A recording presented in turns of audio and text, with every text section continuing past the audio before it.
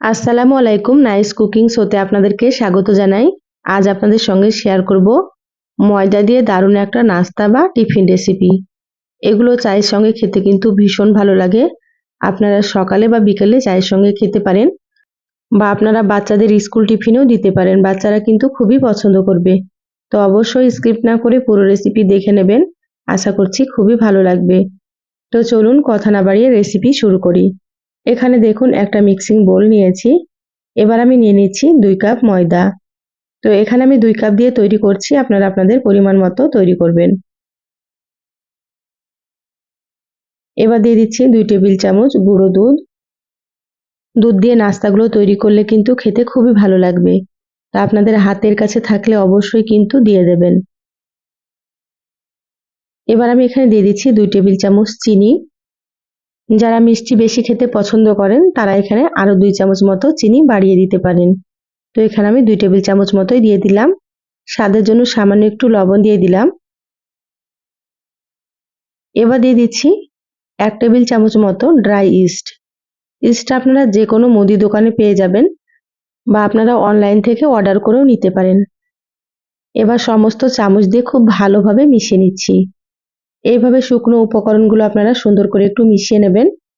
যারা ভিডিওটি YouTube channel থেকে নতুন দেখছেন, প্লিজ চ্যানেলটা সাবস্ক্রাইব করে চ্যানেলের সাথেই থাকবেন। যারা ফেসবুক পেজ থেকে ভিডিওটি দেখছেন, একটা লাইক দিয়ে পেজটা ফলো করে রাখবেন পরবর্তী ভিডিওর নোটিফিকেশন পাওয়ার জন্য। এবার এখানে দেখুন নিয়েছি উষ্ণ গরম পানি। এখানে কিন্তু উষ্ণ গরম পানি দিয়ে মাখতে হবে ময়দা। ঠান্ডা পানি দিয়ে মাখলে কিন্তু হবে না। আপনারা চাইলে এখানে কিন্তু দুধ দিয়েও মেখে নিতে পারেন। দুধটাও কিন্তু আপনারা উষ্ণ গরম করে নেবেন। এবার অল্প অল্প পানি দিয়ে মেখে নিচ্ছি। যেহেতু এখানে আমি গুঁড়ো দুধ দিয়েছি, সেজন্য এখানে পানি দিয়ে মেখে নিচ্ছি। আপনারা চাইলে লিকুইড দুধ দিয়েও মেখে নিতে পারেন। আর এই ময়দাটা একটু নরম করে মেখে নিতে হবে, খুব বেশি শক্ত করে মাখা যাবে না। তো দেখুন আমি কিভাবে মেখে নিচ্ছি। এরকম নরম করে মেখে নিতে হবে। হাতে লেগে যাচ্ছে, আপনারা হয়তো বুঝতেই পারছেন। এইভাবে মেখে নেবেন। এবার আমি এখানে দিয়ে দিচ্ছি 2 টেবিল চামচ সয়াবিন তেল। তেল দিয়ে আবারও খুব ভালোভাবে মেখে নেব। এইভাবে তেল দিয়ে মাখলে কিন্তু হাতে অতটা লেগে যাবে না। এভাবে সুন্দর করে আপনারা তেল দিয়ে মেখে নেবেন। একটু সময় নিয়ে মাখতে হবে, তাহলে আস্তে আস্তে হাতে আর লেগে যাবে না। দেখুন 5 থেকে 6 মিনিট খুব ভালোভাবে মেখে নিয়েছি। মাখা হয়ে গিয়েছে। আপনারা কিন্তু এরকম নরম করে মেখে নেবেন, তাহলে নাস্তাগুলো খুবই সুন্দর হবে।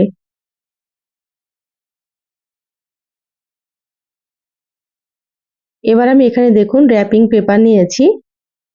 র‍্যাপিং পেপার দিয়ে ময়দা ঢেকে রাখবো। আপনারা চাইলে কিন্তু এখানে যে কোনো প্লেট দিয়েও ময়দাটা ঢেকে রাখতে পারেন। অবশ্যই কিন্তু ঢেকে রাখতে হবে। এইভাবে ময়দাটা ঢেকে রাখলে কিন্তু ভেতরে বাতাসটা ঢুকবে না, আর ময়দা ফুলে কিন্তু ডাবল হয়ে যাবে। দেখুন সুন্দর করে র‍্যাপ করে নিয়েছি। এবার এটাকে আমি 1 ঘন্টার জন্য যে কোনো গরম জায়গায় রেখে দিচ্ছি। দেখুন 1 ঘন্টা পর ফিরে আসলাম। ময়দাটা ফুলে কিন্তু ডাবল হয়ে গিয়েছে। আপনারা হয়তো দেখেই বুঝতে পারছেন। এবার আমি পেপারটাকে তুলে নিচ্ছি। দেখুন কতটা ফুলে গিয়েছে। একটু বেশি সময় ধরে রাখলে কিন্তু ময়দাটা আরো বেশি ফুলে যাবে। তো এখানে আমি 1 ঘন্টায় রেখেছিলাম।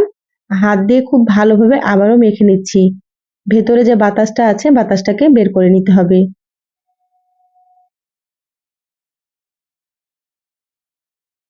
ময়দা সাইডে রেখে দিলাম। এবার কিচেন স্ল্যাপের উপর সামান্য একটু শুকনো ময়দা নিয়েছি। এবার আমি মাখা ময়দাটা নিয়ে নিচ্ছি। এইভাবে আপনারা একটু ময়দা ছিটিয়ে নেবেন, তাহলে হাতে আর লেগে যাবে না। এবার খুব ভালোভাবে মেখে নিতে হবে। ময়দা যত ভালোভাবে মাখা যাবে ততই কিন্তু নাস্তাগুলো সুন্দর হবে। তো এইভাবে আরো 5 মিনিট মতো আমি মেখে নিচ্ছি।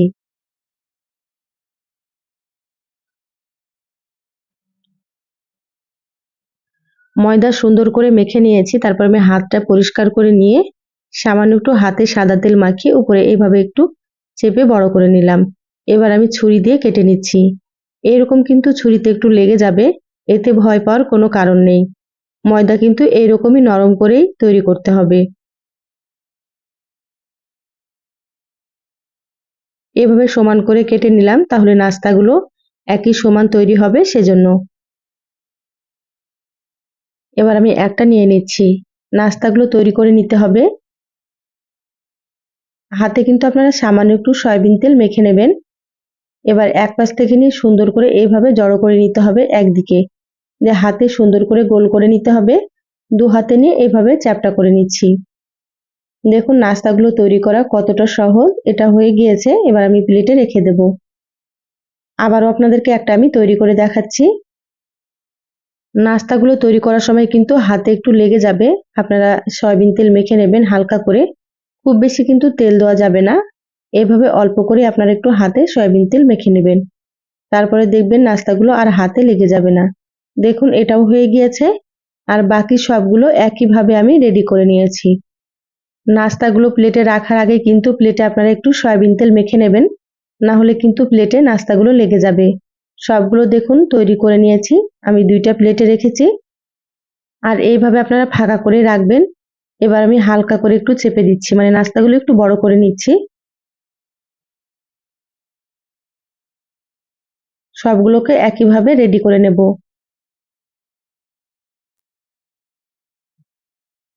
নাস্তাগুলো আমি 5 মিনিটের জন্য রেখে দিয়েছিলাম রেস্টে। দেখুন অনেকটাই কিন্তু বড় বড় হয়ে গিয়েছে।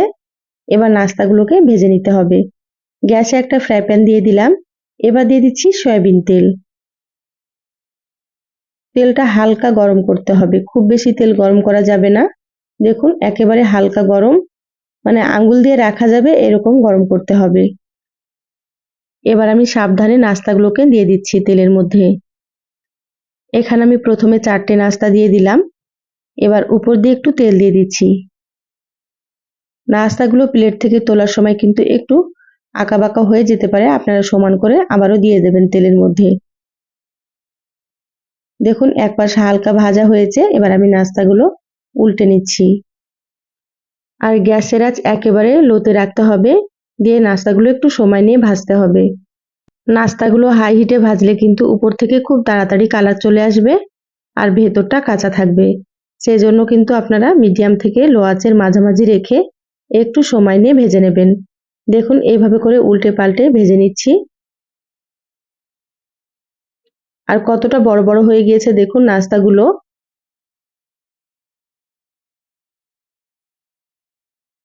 দেখুন নাস্তাগুলো সুন্দর একটা কালার চলে এসেছে আর ভাজা প্রায় কিন্তু হয়ে গিয়েছে। এইভাবে আপনারা একটু সময় নিয়ে সুন্দর কালার করে ভেজে নেবেন। এবার আমি নাস্তাগুলোকে তুলে নিচ্ছি। আর দেখতে কতটা সুন্দর হয়েছে দেখেই হয়তো বুঝতে পারছেন আপনারা। এই নাস্তাগুলো ভাজার জন্য কিন্তু খুব একটা বেশি তেল লাগবে না, আর তেলটা কিন্তু একেবারেই টানবে না। দেখুন আমি প্রথমে ফ্রাই প্যানে যতটা তেল দিয়েছিলাম প্রায় ততটাই তেল এখানে রয়ে গিয়েছে, দেখতেই পাচ্ছেন আপনারা। এই নাস্তার ভেতরে কিন্তু একটুও তেল ঢুকবে না। তো বাকি যেগুলো আছে একইভাবে ভেজে নিয়ে তারপরে আপনাদেরকে দেখাচ্ছি। দেখুন সবগুলো ভেজে প্লেটে তুলে নিয়েছি আর কতটা সুন্দর হয়েছে, মাশাআল্লাহ খেতে ভীষণ ভালো হয়। এবার আপনাদেরকে একটা আমি ভেঙে দেখাচ্ছি। দেখুন নাস্তাগুলো কতটা নরম তুলতুলে হয়েছে। এই নাস্তা বা পাউরুটিগুলো আপনারা চায়ের সঙ্গেও খেতে পারেন, বা আপনারা মিষ্টি দিয়েও কিন্তু খেতে পারেন, মিষ্টি দিয়ে খেলেও ভালো লাগে খেতে। তো রেসিপিটা কেমন লাগলো চ্যানেলের কমেন্ট বক্সে কমেন্ট করে জানাবেন। ভালো লাগলে লাইক দিয়ে ভিডিওটা আপনারা শেয়ার করে দিবেন। সবাই অনেক বেশি ভালো থাকবেন, সুস্থ থাকবেন। দেখা হবে আবারও কোনো নতুন রেসিপিতে। ধন্যবাদ সবাইকে। আল্লাহ হাফেজ।